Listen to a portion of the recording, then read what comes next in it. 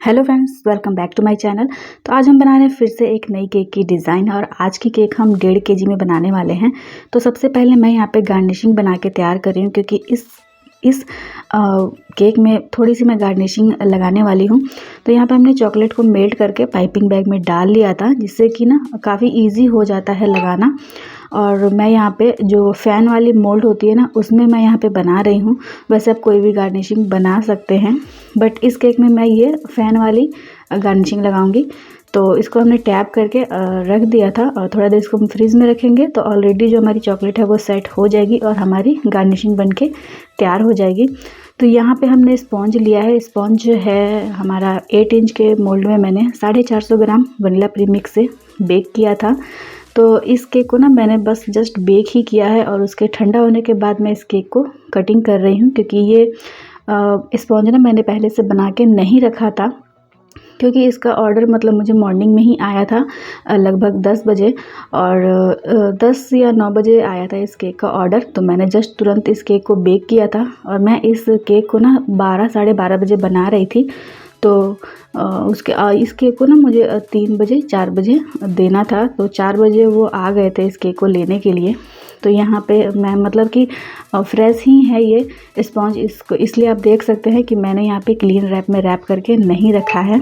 तो बस यहाँ पे अब हम केक की कर लेंगे लेयरिंग। 3 लेयर में हमने कट किया है और 8 इंच के मोल्ड में हमने इस स्पॉन्ज को बना के कर लिया था तैयार। तो क्रीम में मैंने मिक्स किया है, यहाँ पे हमने एग येलो कलर वाली क्रीम मिक्स की है, क्योंकि ये जो केक है ना ये हम बटर स्कॉच फ्लेवर में बना रहे हैं। तो प्रॉपर मैंने इस केक को बटर स्कॉच फ्लेवर में ही बनाया है। स्पॉन्ज में हमने एसेंस यूज़ किया था और क्रीम बीप करते समय में भी मैंने इसमें एसेंस यूज़ किया था। मैं कलर वगैरह मिक्स नहीं करती स्पॉन्ज में, क्योंकि हमारे तरफ ऐसी कोई डिमांड नहीं है कि आप मतलब स्पॉन्ज में भी कलर मिक्स करो। बहुत लोग करते हैं, बहुत यूट्यूब पे ऐसा वीडियो है जिसमें कि कलर और एसेंस दोनों मतलब इमल्शन जो मिलता है ना वो यूज़ करने पे दोनों का फ्लेवर मिल जाता है। बट मैं स्पॉन्ज में कभी भी मैं कलर यूज़ नहीं करती। हाँ, अगर जैसे कि किसी को होता है ना कि प्रॉपर हमें चाहिए कि हमें इसी फ्लेवर का हर चीज़ चाहिए, तो मैं एसेंस यूज़ कर लेती हूँ। तो यहाँ पे हमने क्रीम को अच्छे से लगाई है, ना ज़्यादा कम और ना ही ज़्यादा लगाया। तो इस तरीके से अच्छे से हम क्रीम को लगा लेंगे। उसके बाद मैंने यहाँ पे जो चॉकलेट्स के ये चोको चिप्स आते हैं ना वो मैंने लगाया है मैंने इसमें बटर स्कॉच के जो मार्केट में क्रंच मिलते हैं उसको मैंने क्रश कर लिया था और वही हमने केक के ऊपर लगाया है। इससे टेस्ट ना मतलब कि बहुत ही अमेजिंग आएगी। आप इसके कुछ ज़रूर ट्राई करना। मुझे इस केक का फीडबैक भी बहुत अच्छा मिला था, क्योंकि उनको प्रॉपर बटर स्कॉच चाहिए था और हमने उनको प्रॉपर बटर स्कॉच ही दिया था और थोड़ा सा उनको मतलब कि चॉकलेट वाली फ्लेवर भी चाहिए थी।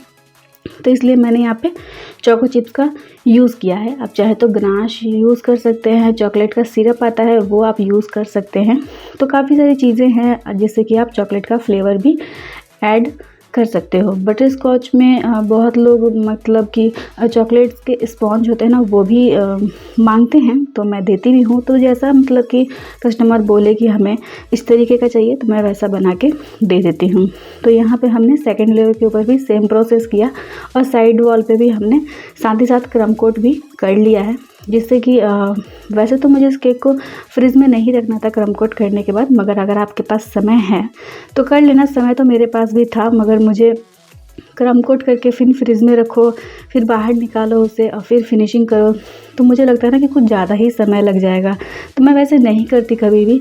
बाय द वे कभी मैं कर लेती हूँ कि मतलब जैसे कि जो रसमलाई वगैरह केक होती है ना, तो वो थोड़ा मतलब कि उसे मैं क्रम कोट करने के बाद थोड़ा सा फ्रिज में रख देती हूँ।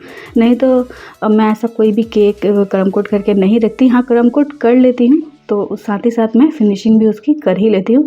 केक को फिनिशिंग करने के बाद ही मैं अच्छे से मतलब कि इसको पैक वगैरह करके डब्बे में उसके बाद में रख देती हूँ फ्रिज में, जिससे कि मुझे फिर कस्टमर आए तो उसको वेट ना करना पड़े। तो यहाँ पे हमने केक को क्रम कोट करके अच्छे तरीके से हमने क्रम कोट कर लिया था और पाइपिंग बैग की सहायता से मैं यहाँ पे क्रीम लगाऊंगी।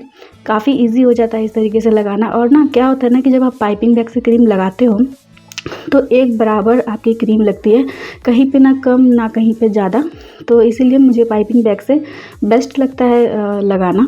तो वैसे तो पैलेट नाइफ से भी मैं लगा लेती हूँ, मुझे कोई प्रॉब्लम नहीं होती है, मगर क्या होता है ना कि पैलेट नाइफ से समय थोड़ा ज़्यादा लग जाता है और ऐसा लगेगा ना कि कहीं पे कम लगा है, कहीं पे ज़्यादा लगा है क्रीम, तो फिनिशिंग करने में भी काफ़ी समय लग जाती है।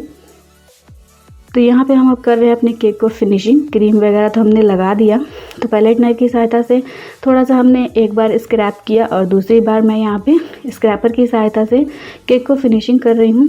तो काफ़ी स्क्रैपर अगर आपके पास है ना, तो आप स्क्रैपर ज़रूर एक बार अपने केक के ऊपर यूज़ करना। और कॉम वाली स्क्रैपर से भी हमने साइड में डिज़ाइन बना दी है। और यहाँ पे आप देख सकते हैं कि मैं अब केक के ऊपर के पार्ट्स को अच्छे तरीके से फिनिशिंग कर रही हूँ। तो फिनिशिंग करने के लिए यहाँ पे मैंने एक गीला टॉवेल लिया है, उसमें मैं बार बार पैलेट नाइफ को क्लीन कर रही हूँ और ऊपर के सरफेस को मैं बार बार क्लीन कर रही हूँ, जिससे कि जो मेरा केक है काफ़ी अच्छे तरीके से फिनिशिंग हो जाता है। और आप देख ही सकते हैं कि ऊपर के जो है ना, ऊपर में जो इतना भी फिनिशिंग है, कितना परफेक्ट फिनिशिंग हुआ है। तो केक फिनिशिंग होने के बाद मैं यहाँ पे कर रही हूँ जेल का इस्तेमाल। हमने लिया था यहाँ पे न्यूट्रल जेल और उसमें मैंने डाला था थोड़ा सा ऑरेंज और थोड़ा सा हमने येलो कलर और थोड़ा सा हमने उसमें वाइट कलर भी ऐड किया था, जिससे कि इस तरीके का जो कलर है ना, ये बन के आ जाएगा। वैसे आपको अगर प्रॉपर ऑरेंज चाहिए तो आप ऑरेंज भी बना सकते हैं, बट मुझे मतलब उतना ऑरेंज नहीं चाहिए था और उतना येलो भी नहीं चाहिए था मुझे, तो इसीलिए मैंने यहाँ पे ऑरेंज और येलो कलर का यूज़ किया है। और थोड़ा सा मैंने उसमें वाइट कलर ऐड किया कि मतलब कि जो इसका कलर है ना, वो थोड़ा मतलब दिखे। जैसे कि होता है कि मतलब एक होता है ना लाइट कलर, तो इस तरीके से कलर बन जाती है। मैंने वो कलर बनाने का वीडियो नहीं रिकॉर्ड किया क्योंकि उतना समय नहीं था, घर के भी काम थे और आफ्टरनून में मैं ये केक बना रही थी, तो आफ्टरनून में घर के भी थोड़े बहुत काम होते हैं, तो इसलिए मैंने वो वाली वीडियो शूट नहीं की। और यहाँ पे हमने जेल तो लगा दिया। अब यहाँ पे मैं 1 mm वाली नोजल से स्टार बना दूंगी नीचे के साइड में, और ऊपर के साइड में हमने रोजेस्ट बना दिए हैं। मुझे ना सबसे इजी लगता है ये डिज़ाइन, और ना जल्दी से काम भी हमारा जो है हो जाता है। तो 1 mm नोज़ल, अगर आपके पास कोई नोज़ल ना भी हो ना, तो भी आप 1 mm वाले नोज़ल से ना काफ़ी सारे डिज़ाइन बना सकते हो। और इस तरीके से हमने डिज़ाइन बनाने के बाद यहाँ पे हमने गार्निशिंग निकाल दिया था मोल्ड से, अच्छे से सेट हो गया था इतने देर में। तो हमने यहाँ पे गार्निशिंग लगा दिया है 3, और एक गार्निशिंग को मैंने 2 टुकड़ों में करके बीच में लगा दिया। एक गार्निशिंग बच गई थी मेरे पास, कोई बात नहीं, वो मैं किसी और केक में यूज़ कर लूँगी। तो यहाँ पे गार्निशिंग लगाने के बाद अब साइड में जहाँ पे हमने ये जेल लगाया है ना, वहीं पे मैं ये बटर स्कॉच के जो क्रंच हमने क्रश करके रखे थे, जो हमने बीच के फिलिंग में यूज़ किया था, वो मैं यहाँ पे भी लगा दूँगी ऊपर के साइड में, जैसे कि ऐसा लगे कि हाँ ये मतलब बटर स्कॉच का केक है। वैसे तो बटर स्कॉच की अपनी एक अलग ही डिज़ाइन होती है, बट वो सब डिज़ाइन मतलब मुझे लगता है ना कि बहुत ओल्ड हो गया है, तो मैंने सोचा थोड़ा नए डिज़ाइन का बनाते हैं। तो वैसे कोई कस्टमर की पिक्चर वगैरह नहीं थी कि आप मुझे इस तरीके से बना के दो, ये डिज़ाइन हमने खुद क्रिएट किया है। और बस यहाँ पे हम थोड़ी सी सिल्वर बॉल्स लगा देंगे, क्योंकि कस्टमर की ऐसी कोई डिमांड नहीं थी कि हमें आप ऐसी डिज़ाइन, तो बस उनको फ्लेवर चाहिए था, तो हमने उनको फ्लेवर प्रॉपर दिया है इस केक में, और हमने आपको वीडियो में भी बता दिया है। तो स्प्रिंकल लगाने के बाद हमने एक चोकोरोल लिया और इसके हमने 2 टुकड़ों में करके लगा दिया, और साइड में हमने ना ये गोल्डन वाली जो बॉल्स आती है एडिबल, वो हमने लगाया है। अगर कस्टमर आते भी हैं कहेंगे नाम लिखने के लिए, तो इस पर हम नाम भी एक साइड इजीली लिख पाएंगे। मैंने अभी नाम नहीं लिखा था क्योंकि मुझे पता नहीं था, और बहुत ऐसे लोग होते हैं कि कुछ लोग नाम लिखवा देते हैं, कुछ लोग नाम नहीं लिखवाते हैं। तो मैं कभी भी कोई भी डिज़ाइन इस तरीके का ही अपने माइंड में लाती हूँ कि उस पर हम इजीली नाम लिख पाएँ। वैसे ये डिज़ाइन आप ½ kg 1 kg पे भी बना सकते हैं, बहुत ही ब्यूटीफुल लगेगा। छोटे केक पे तो और भी अच्छा लगेगा। तो आपको ये डिज़ाइन कैसी लगी प्लीज़ कमेंट करके ज़रूर बताइएगा।